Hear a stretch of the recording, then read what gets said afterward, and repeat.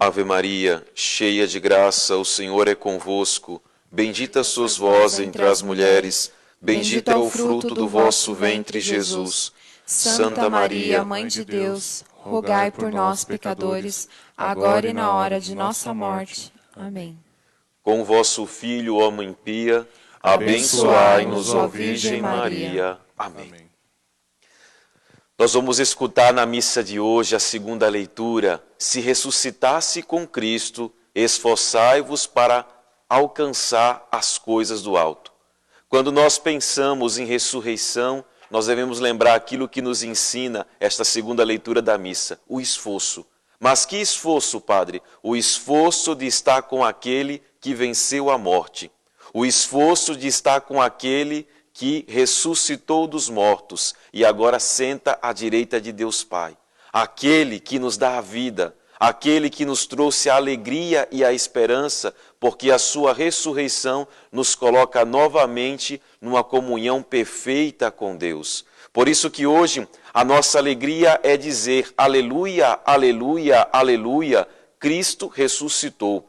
E essa também deve ser a alegria da nossa casa, a alegria da nossa família, a alegria de todos os nossos irmãos e irmãs diante a qualquer sofrimento, diante a qualquer incerteza, diante a qualquer situação que às vezes pareça não ter fim. Porque o Senhor ressuscitou e Ele ressuscitando, Ele traz não somente alegria ao nosso coração, mas Ele também traz a esperança. Eu queria convidar você, a sua casa, a renovar na missa que hoje estamos celebrando, essa missa de Páscoa, a renovar a sua esperança diante de Deus.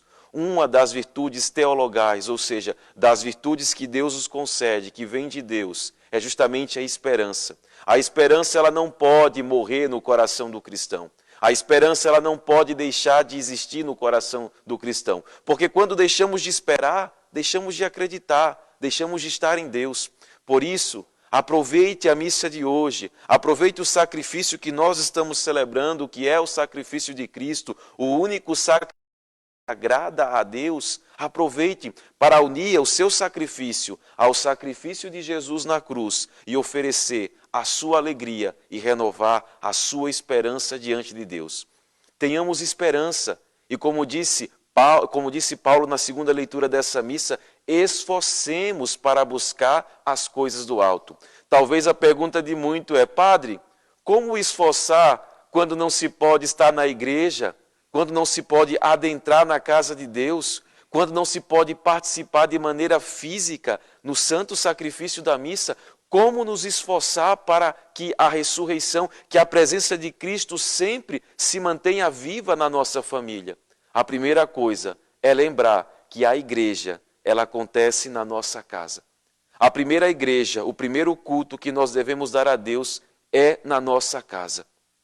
O primeiro lugar que nós devemos honrar a Cristo e a Cristo ressuscitado é na nossa casa, é na nossa família. Faça da sua casa, faça da sua família um santuário onde habita o Cristo ressuscitado, onde Jesus esteja presente, né? Aproveite esse momento para rezar junto com sua família. Aproveite esse momento para lembrar da presença de Cristo ressuscitado, que todas as vezes que nós reunimos se cumpre aquela promessa de Jesus na Escritura. Mas que promessa? Ele diz, onde 2 ou 3 estiverem reunidos em meu nome, aí eu estarei no meio deles. Se na sua casa estiver 1 ou 2 pessoas reunidas em nome de Cristo, tenha certeza que o Cristo ressuscitado estará presente na sua família, na sua casa. Não deixe de aproveitar agora esse tempo pascal, esse tempo de alegria, esse tempo de lembrar da presença do Cristo ressuscitado em nosso meio, que Ele também está na sua casa, que Ele também está na sua família.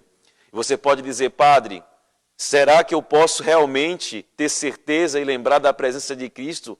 Na minha casa, eu nem conheço essa palavra alegria. Paz, eu nem sei o que é. Tem uma passagem bíblica que ela deve ser muito significativa para nós, porque ela nos ensina muito. Certa ocasião, diz a palavra de Deus, que estava Jesus na barca com os seus discípulos, e Jesus estava dormindo, e disse que houve uma grande tempestade. Acredito que talvez você se recorde dessa passagem bíblica. E diz que houve uma grande tempestade e naquele momento os discípulos começaram a se apavorar. Eu sempre fico imaginando se eu estivesse em alto mar, numa barca, e estivesse uma tempestade, como é que eu estaria? Talvez eu estaria quase desmaiado de medo, né? Porque talvez a reação de qualquer pessoa seja essa. Você em alto mar, numa barca e uma tempestade, qual é o seu primeiro pensamento? Eu vou morrer, vai afundar. E o pensamento dos discípulos com Jesus não foi a mesma coisa. E o mais interessante é que a palavra ela faz questão de dizer, a Escritura faz questão de dizer que naquele momento Jesus estava dormindo. Eu sempre brinco que se Jesus fosse brasileiro, com todo respeito, né, aos nossos irmãos baianos, se Jesus fosse brasileiro, ele seria baiano. Porque parece que Jesus às vezes era muito sossegado. Olha só, numa tempestade em alto mar, numa barca, todo mundo quase morrendo, e o que ele estava fazendo? Dormindo, tranquilo, calmo. Mas tem um significado, lógico, para que a palavra diga isso. E diz a palavra que Jesus lá acordou-se, porque os discípulos acordaram, Senhor, o Senhor não se importa, nós estamos afundando. Eu fico imaginando a cena, ele dormindo, a água entrando dentro da barca, a tempestade quase virando mar, e Jesus se espreguiçando. Né? Olhou para os discípulos, qual foi a fala dele?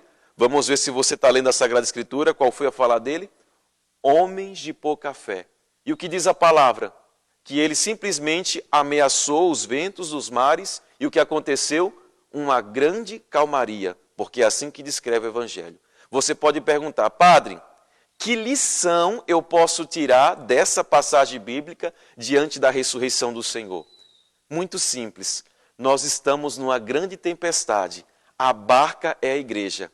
Essa barca pode balançar, essa barca pode entrar águas, mas ela nunca vai afundar porque Cristo está nela, mesmo que ele durma. E eu quero dizer para você, na barca da tua casa, na barca da tua vida, Cristo também está presente, mesmo que dormindo. Mas no momento certo, na hora certa, eu acredito e creio, ele vai acordar na tua casa, ele vai acordar na tua família, e ele vai olhar para você e vai dizer a mesma coisa que disse para os discípulos. Mulher de pouca fé, homem de pouca fé.